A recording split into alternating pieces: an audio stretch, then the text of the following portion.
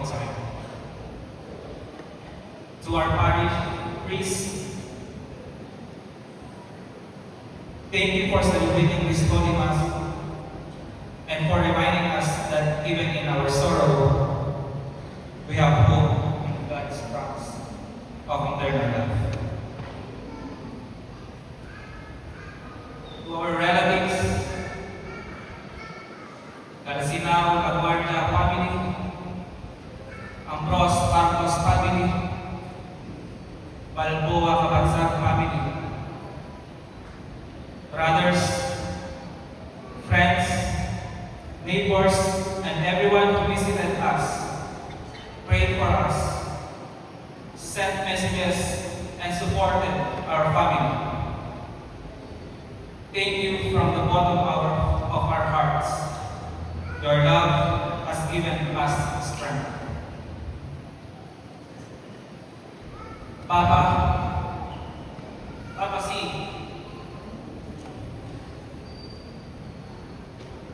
brother,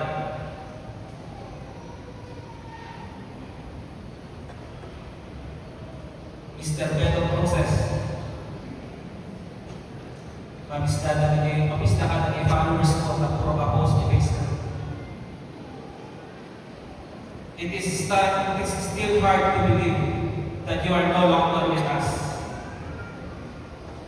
Idubingan ka po, gusto na lang kita nilok ni Balay. Gusto na tinaing inakibat ako, tawad ng kapsat ko, hindi. Nag-stricto ka po na niya. May salang ayaw kung kumiyak ako, mabuputin ako. Hindi ubingahan ko mawatan, no apay nga kasta ka ka-stricto ka niya. Kaya kita nga nagpalinang intent nga ama, nawat ako, amo nga angin nagitid, panang stricto ket nagapu iti panangayat mo kanya. Kaya mulahin na agpalinang anay pagkatao, kaya nagdanay pag-usakbayan. Nagyaman ako na ito, kapasig.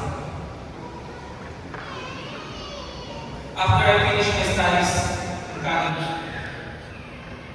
I decided to work abroad to build a better future for my family.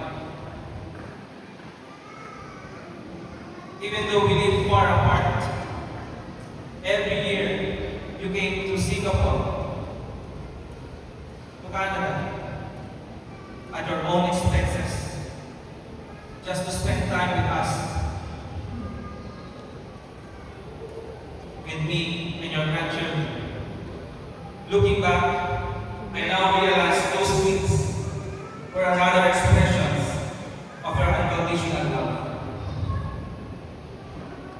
You would always tell your friends that you wanted to go back to Canada because your family was here.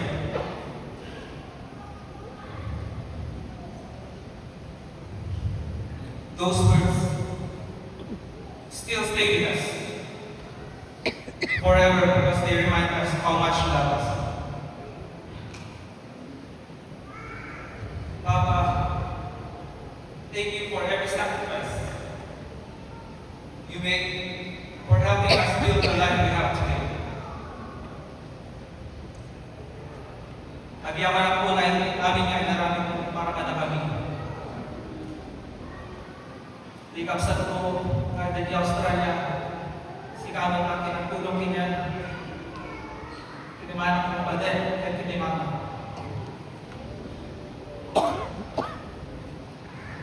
Saan ka nga, dahil madakag siya klimangay kapatin, tamak din, namitig amin kapahirak, takmo talanari, anang kay sa pamilya ko.